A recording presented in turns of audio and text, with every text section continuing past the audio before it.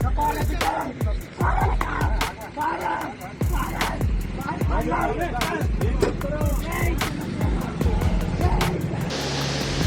జనసేన, జై జై జనసేన.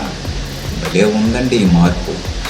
ఇదే కదా పవన్ అన్నయ్య ఊరూరో తిరిగి చెప్పిన మార్పు.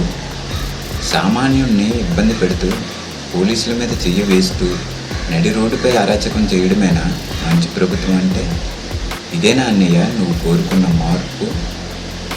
ఇలాంటి పాలన చేయనందుకేనా అప్పట్లో జగన్పై ఊగిపోయావు, మైకులు విరగొట్టేలా మాట్లాడావు? మరి ఇప్పుడు నీ కార్యకర్త ఇలా నడి రోడ్డుపై రౌడీజం చేస్తుంటే ఏమని సమాధానం చెప్తావు అన్నయ్య? మార్పు అంటే వ్యవస్థలను బాగుపడడం అనుకున్నాం, కానీ ఇలా వ్యవస్థలను బూతులు తిట్టడం అనుకోలేదు. అవును పవన్ అన్నయ్య, మరి ఇప్పుడు మీ వాళ్ళు చేస్తున్న ఈ అరాచకాలను చూసి మనల్ని ఎవడ్రా ఆపేది అని గర్వపడదామా లేక సిగ్గుపడదామా?